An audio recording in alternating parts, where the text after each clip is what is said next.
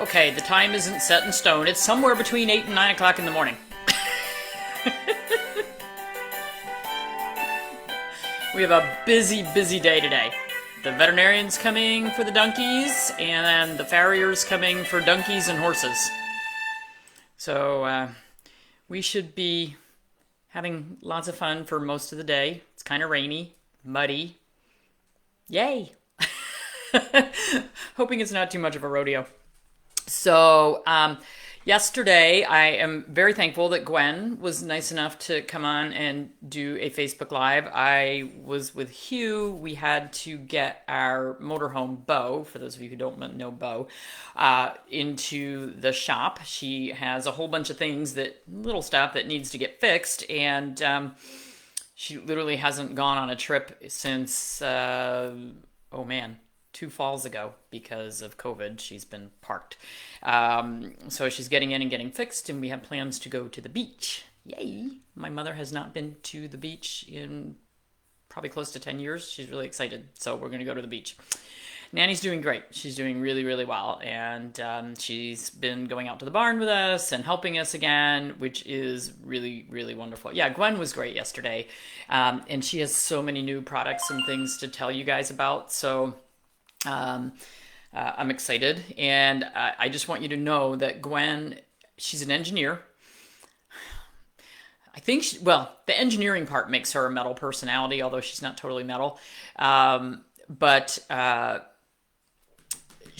when she decides that she's going to research something, she researches it to death, which is great because any product that Gwen comes up with to put on the website, she is going to do the research, find the absolute best products that she can. And if we don't like them, she'll take them back down. And we always try things on our pets or ourselves first. I'm not going to eat the green tripe. But you'll be humored. Had to have a second come to Jesus conversation with a vet about Seresto collars. My regular vet that I like in the practice was off yesterday, and I needed help, and she won't suggest that again. LOL. Yeah, pretty funny.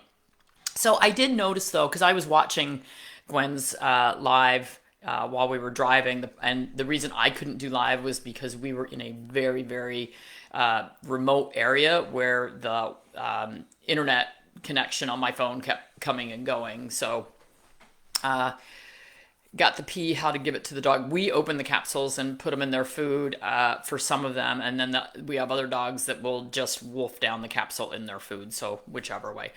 Yay for engineers and metal personalities. Yes, Teresa. Teresa, you'd be a great person to have on staff too, because you would research the heck out of everything. You sure you don't want to retire near Raleigh? It's beautiful land down here. So anyway, one of the things that I noticed is sweet potato and pumpkin good for a dog with pancreatitis. Yeah, they're fine. So one of the things that I did notice was someone asked yesterday. Yeah, we take the pea as well, Joyce. It's great for our joints and inflammation.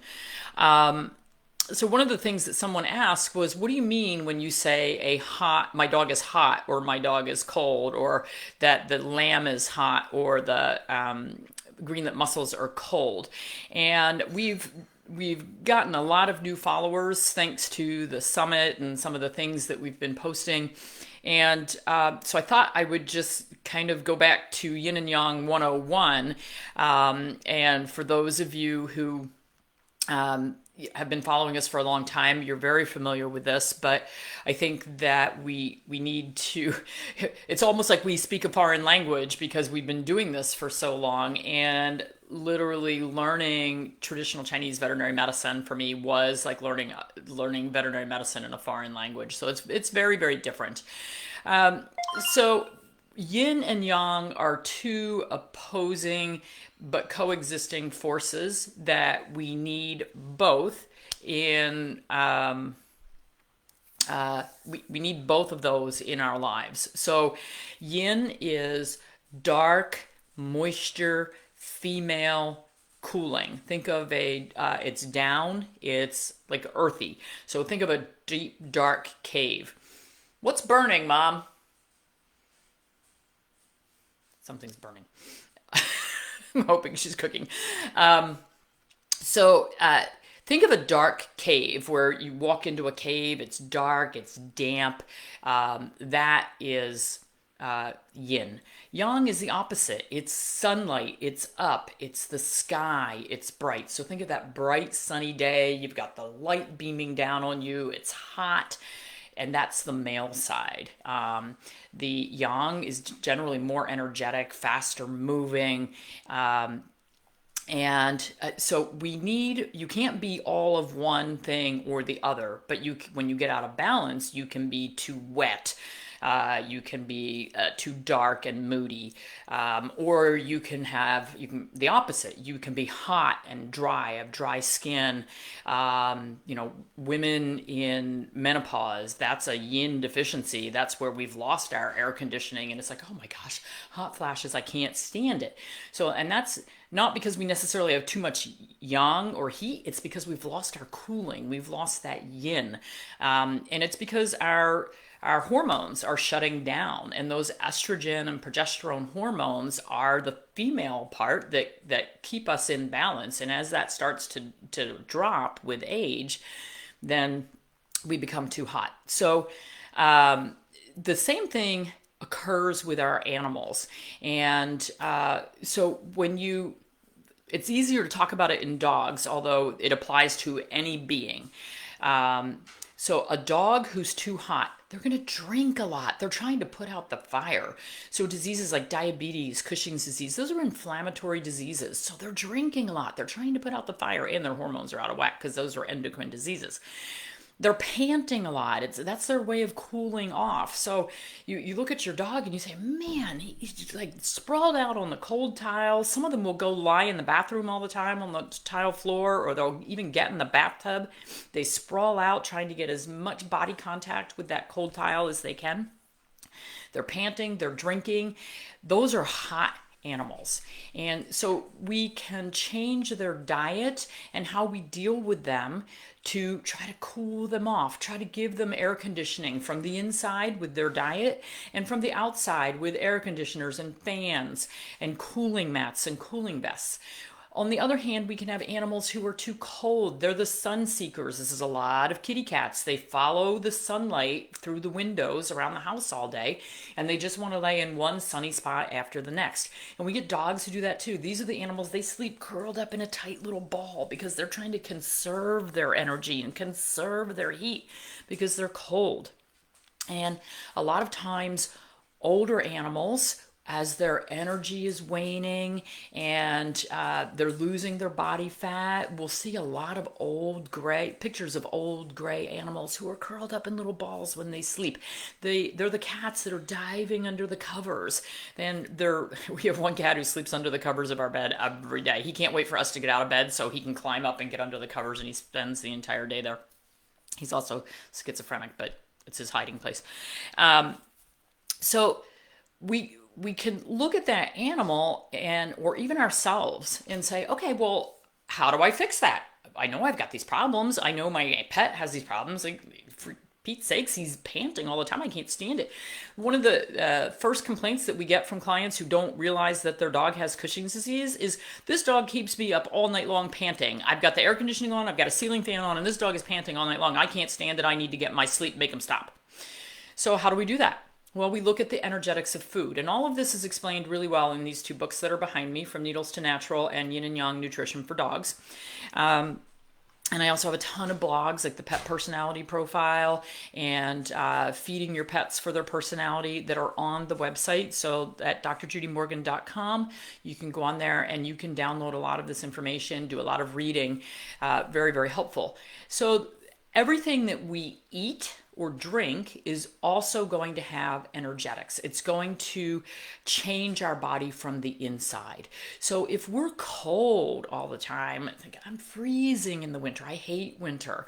So for those of us who are cold all the time, we want to eat things that energetically are going to warm our body. Remember that chicken noodle soup that your grandmother used to recommend when you were sick and you didn't feel well, your energy was low and you were shivering and cold with your fever and you just couldn't get warm enough?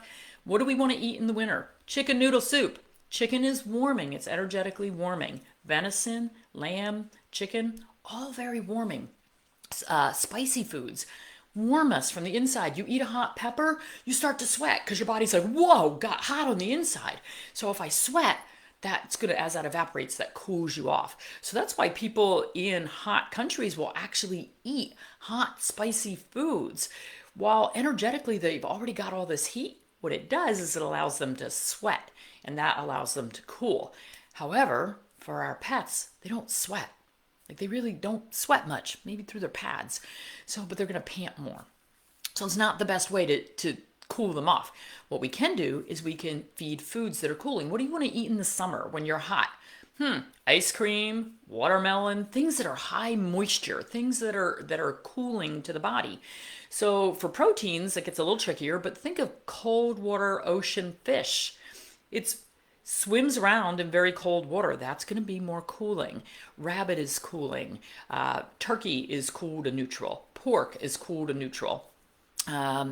So we duck is going to be cooling. It swims in cold water. So while a chicken lives on dry land, and they kind of have, if you watch our chickens, they have this like frantic energy. So it's hot, it's warming, and most chickens in this country are fed a lot of corn, which also increases that heat. It's not what I recommend feeding them, but anyway. So when we look at beef, it also depends how the animal is raised. So a cow that is a pasture-raised cow that's eating that cool, moist grass, the meat from that cow is going to be more cooling versus the cow who is fed in a feedlot, fed a whole bunch of GMO corn and grains. That cows are packed in together and stand out in the hot sun in Texas. So that meat from those animals is going to be a lot hotter energetically. So how the food is raised, for instance, farm raised fish, that's kind of like the feedlot cattle. They are crowded in. There's a ton of fish together, and they're fed corn. So the energetics from that fish is going to be very different from the energetics of wild caught ocean fish.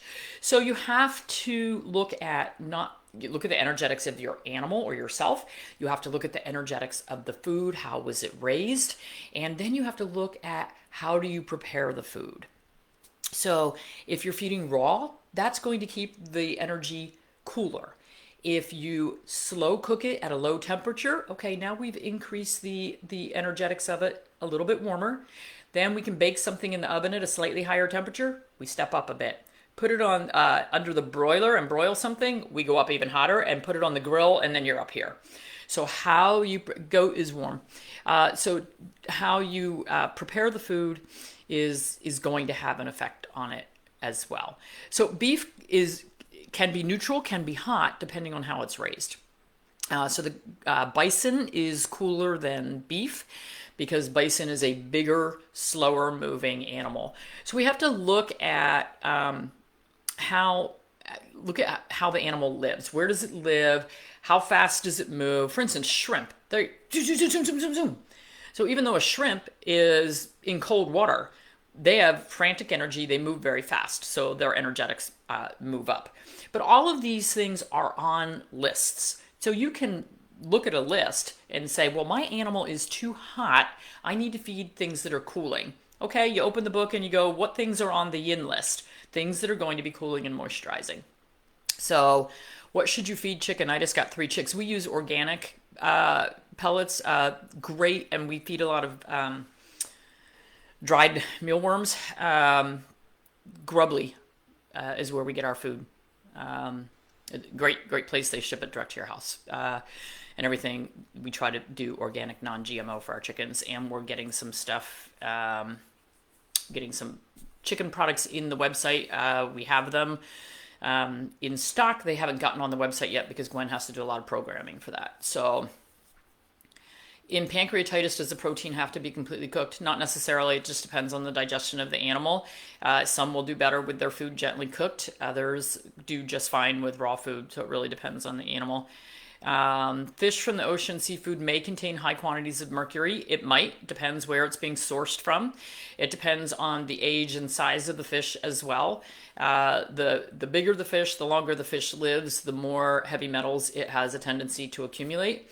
So you should be looking for things that are tested, smaller fish tend to have less problems. I don't have I have post-it notes all over the top of Yin and Yang for easy, constant access.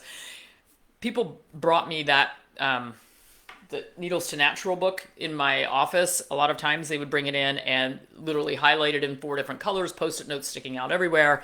But that's great because that tells me that, you know, you're absorbing this information and really utilizing it, and it can be so powerful. So anyway, so that was a refresher course for those who are new to our site, and we are so thrilled and happy that that we are growing, because the more information we get out, the more pets we save, and the healthier they all become, and then you guys get to have your pets around longer. There was a post, somebody got mad on a Facebook post yesterday, not on one of my sites, on something else, and she said, I don't understand why you people give all these supplements and worry about what you're feeding your animal and all this other stuff.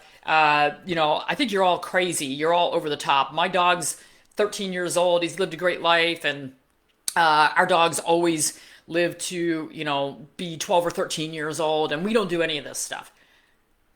And my response to that was, how sad is it that we think 12 or 13 is the life expectancy that we should get with our pets? I want my dogs and cats here for 20 years, not 12. 12's not good enough. 13's not good enough. Yes, I understand we have genetic diseases that cause some problems. Our Stewie is, 9, I think. He's in stage D heart failure, mitral valve disease. That's a genetic problem. So maybe he won't live to 18 like most of our guys. But yeah, Chris, it was your post that started it. But that's sad. You shouldn't expect 12 or 13 and think that's all you can get. We want our animals around 2 decades, not 1. And it's sad that in the 1970s, the average life expectancy for a golden retriever, so middle-sized dog, 17. Now the average life expectancy is 10 to 11. That's half. That's not what we want. So we're turning back the clock. We're turning back how we're doing things. We're getting rid of these chemicals. We're going to have our animals. You raw fed a dog for 22 years. See? 22. Wouldn't that be great to have that as the new life expectancy? Yeah, forever isn't long enough. I agree. So, will this be staying up? Missed the start. Yeah. These stay up. These, the videos, all of our Facebook Live videos from the past 6 years are all still there on the page. You just scroll back. And if you're looking for a specific topic, it's hard to scroll back through that many videos. But if you go to your search engine and type in Dr. Judy Morgan, kidney failure, or pancreatitis, or heart disease, most of the time, that search engine will bring up the videos or the blogs or articles that I've written for other sites. And you'll be able to see a lot of that stuff. It just depends how well we did on tagging things.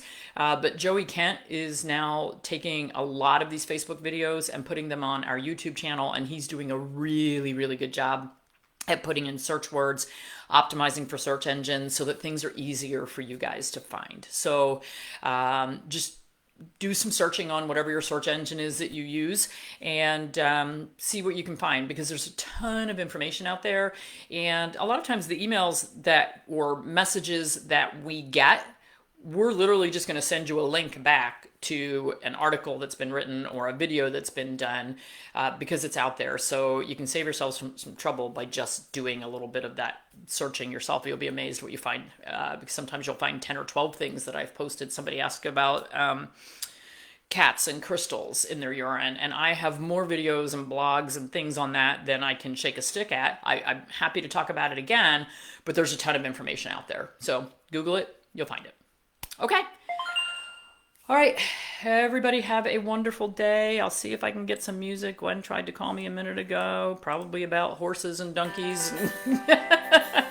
Fun. I will try to get lots of video today.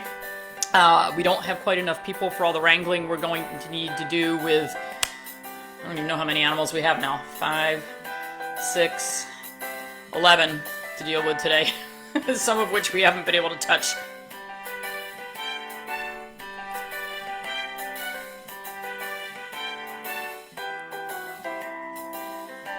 Okay.